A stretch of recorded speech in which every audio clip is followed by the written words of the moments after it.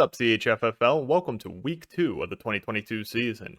A lot to talk about this week, including the big statements Swan and Mark made in week 1, the rush for Jeff Wilson Jr.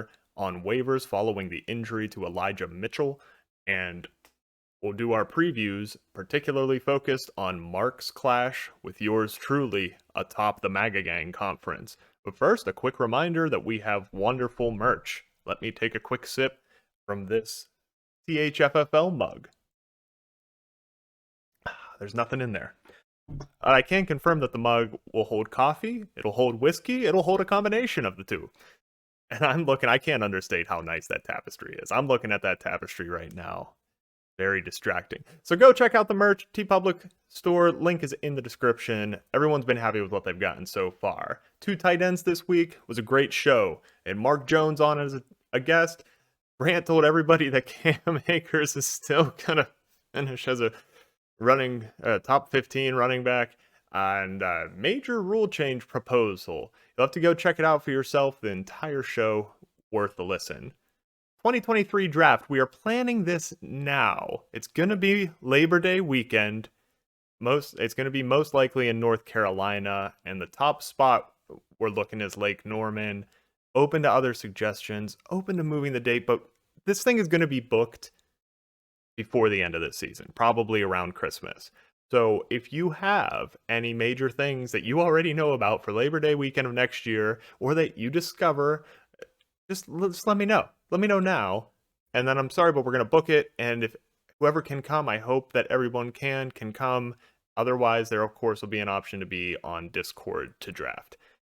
All right, enough of that. Let's get into week 1's waivers. Of course, as stated, Jeff Wilson rush. This is what everybody was on about. Mark wins the bidding with $55. Over half his FAAB gone, but he's putting his foot on the accelerator after being team of the week in week 1. Other bids came in 41, 26, 26, 19, 17. That was mine, and 2 more lower. That's 8 out of 12 teams bid on Jeff Wilson Jr., clearly thinking he's the guy.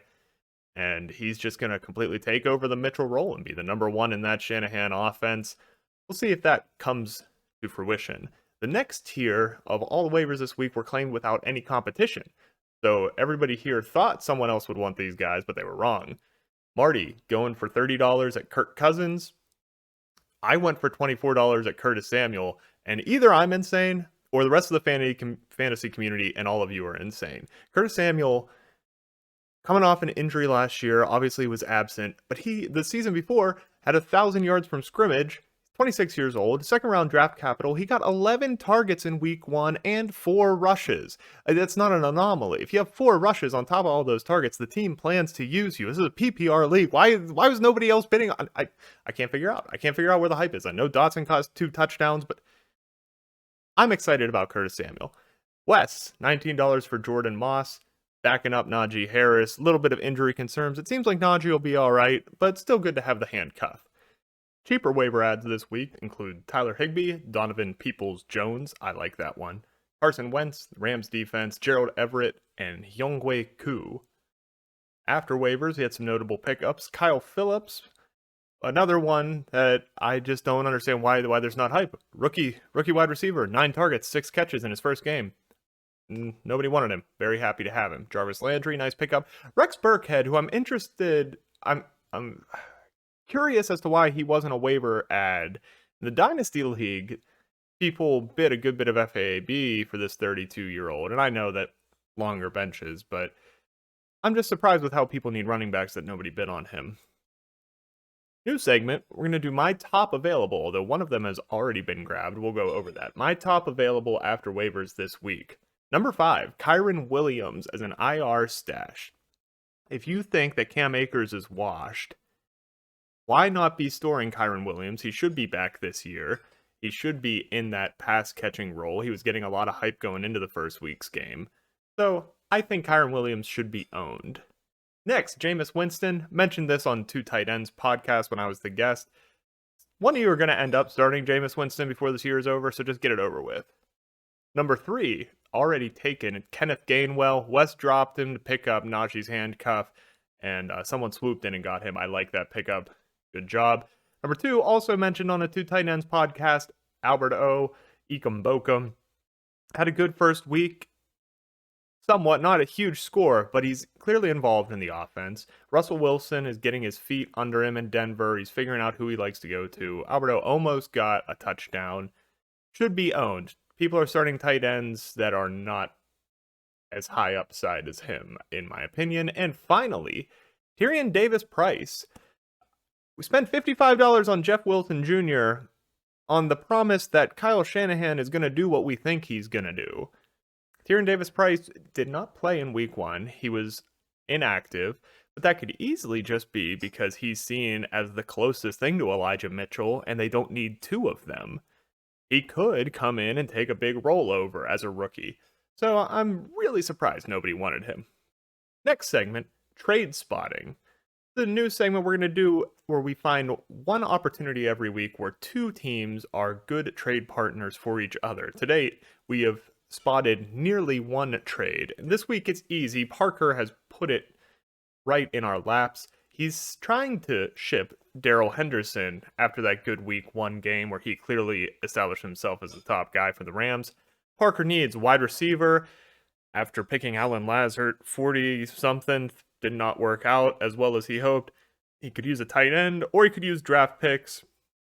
I know there was a bold prediction that Parker will make the playoffs, but still an uphill battle, let's say that. Possible buyer, Mini. Mini, we've already talked about having a lot of wide receivers, and after Alvin Kamara and Aaron Jones, the next couple running backs on his roster are not that great. So Darrell Henderson provides good upside and good depth for him. I think they are a good match. Renfro, Cooper, Ayuk, Thielen, all guys who are around the right value, depending on who Parker may like. I think those 2 should get together and make a deal. All right, finally, into the predictions for week 2. I was 6-0 in week 1. Mark won the team of the week, and Swan was big in prime time against Grant. Let's start in the Smut Hut Conference. Looking at the standings, Swan, Wes, and Brad were your winners in week 1. Everyone else sits 0-1. Grant's going to face another test this week, going against Brad. Parker and Marty both come in 0-1, battling in the cellar to try and separate and not fall too far behind. And Swan looks to stay on top and ride that wave from last week. First, we have Grant versus Brad and Jason's Face Jam 2. Grant's facing a potential 0-2 start after being one of the 2 top super teams. No Thursday games in this matchup. Akers and Etienne both benched. Big hype coming into the season around Grant's running backs, not looking as good as he hoped. Can Pitts bounce back? Grant spent a very high pick on Kyle Pitts. Needs to do better than he did last week to meet those expectations. And McCaffrey has to be more elite. It's awful to say, but 19 or so points from your top 2 pick, not cutting it against other very good teams. For Banis, watching Higgins' injury situation with a concussion, he's questionable as of the shooting of this video. Saquon Barkley is back. Possibly, I'd consider him a top 5 back from here on out. Not even a question of that, really. He is what we hoped would be. Banis couldn't have wanted anything better than for him just come out the first game and destroy any doubt. Dameon Pierce goes to the bench. Might need a little more time before he can take over that Houston backfield. Prediction here is I like Banis. Looking at both, I think Grant starts out 0-2, and I think Brad starts out 2-0, fighting with Swan atop that Smut Hut Conference. This is the upset on paper, but I feel confident in that pick. Next, Marty's Thrusters versus Parker's Schindler's Fist. Parker got 20 points on Thursday from Mecole Hardman and Gerald Everett. Marty, nobody going there. 2 teams with a chance to surprise. Both could put up better scores than we've been giving them credit for. Marty's team in particular, I kind of like it now. Parker's streaming Carson Wentz this week at quarterback. No room for J.K. Dobbins if he comes back from injury. Parker's too overloaded with running backs. And is Javonte Williams really going to make a life off of getting 11 catches a week? We'll see. Maybe. Drafted him to be a top 12 running back. Shock of the season, league-wide. All of the fantasy world did not expect that Cordero Patterson would just keep playing the way he did last year. Sometimes we let our biases get in the way. Michael Thomas revival, 2 touchdowns. He looks great. Looks like that was great value for Marty. Marty's draft suddenly looks like he hit it just about as out of the park as he could have, except for Zeke. Homerism. Imagine if he had Saquon. Can Rodgers fix Green Bay's offense? Can't have a quarterback scoring low single digits. You just can't. No receivers for him. He's done it in the past, though, where the Packers have started really slow, and then he's turned it around. Prediction, I'm taking Marty because, like I said, his team actually looks really good. If Rodgers can be stable at quarterback all through the lineup, he's solid. Next, Pokeballs and Pussycats, Wes versus Swans. Big Black Cook. Dalvin Cook is a large gentleman, and he does happen to be black. Mahomes gets 19.3 on Thursday. Wes is the big underdog here, but that's a big opportunity for him. Early in the season, he could jump out to 2-0 ahead of both super teams. Michael Carter still seems to be the guy. Wes is keeping him in the lineup right now while Breece Hall learns the ropes as a rookie. Najee, injuries seem to be out of the way, but he's really hampered by that O-line. Starting to think 3 overall might have been a little high for him. I mean, obviously you can't anticipate these things. And then out of DJ Moore, Gabe Davis, Darnell Mooney, where's the boom potential? DJ Moore maybe, but I don't see a lot of that 35, 40-point game on Wes's team. It's just becoming what's needed to win in the CHFFL. Studs carry Swan, of course, Justin Jefferson, but is CD's value plummeting? After a bad week 1 and now Dak is injured, is it just going down or is it plummeting? That's the question. Bills defense versus Tennessee strikes me as another good matchup. The Bills D, best defense to own right now, most likely. I predict Swan to win. Not going to go against the consensus here. Already picked an upset. It's just what you have to assume. Next, over to the MAGA gang. Lady Jeers, Beard, Mark, myself, and Bill started out 1-0. The other teams 0-1. Minnie and Stan both hoping to kind of turn things around after a disappointing week 1. Max and Bill, are they closer than expected? And is that only because Max is better than we expected? And we're going to find out this week who's the top dog, Mark or Eng. Let's start with Minis. Kanye's Kitty Killers, 0-1 versus Stan's Grab Her by the Pelosi, also 0-1. Mike Williams, either going to score 0 or 25 points. Boom week this week, 25 points for Stan. Juju is not breaking away from the crowd in that very deep Kansas City wide receiver core. Say deep. Nobody really exciting outside of Travis Kelce. Are those 2 Thursday performances already definitive in this matchup? Maybe. Minnie needs some wide receiver hits. We've talked about how he drafted all of these different guys, and they all have some upside, but none of them hit in week 1. Who's he going to start? Who's he going to go with? Alvin Kamara, are we concerned at this point? The new scheme, offense just not going through him as much. Is he not as much of a bell cow? It's only 1 week, so I don't want to freak out, but it's something to be aware of. And Chris Godwin, unfortunately, hamstring injury, he's going to be out even longer than previously expected. All right, for Stan, Derrick Henry, not the greatest Derrick Henryist game, but I think the concern is really small. He still had 20-some carries for 80-some yards. He breaks off 1 for a 30-yard plus gain for a touchdown. And we're saying, oh, look, it's Henry. He's dominant again. So I'm not worried. Cortland Sutton's starting to develop some chemistry with Russ, but also kind of all over the place, spreading the ball around as Russell Wilson gets used to Denver. Joe Burrow, apparently the Bengals throw it enough that it doesn't matter if he's good or not. He can throw 4 interceptions and still have a very high floor just because they chuck the ball so often. So matchup proof, I guess. I predict Stan's going to win this. I do think that the Thursday game's already pretty much settled it.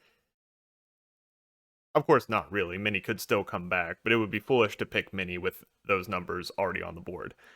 Next, Bill, the McConnellsville Mutineers at 1-0 versus Max Super MAGA. It's not a joke. 0-1.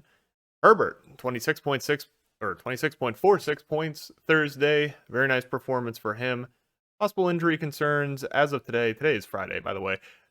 Don't think that it's going to be anything big.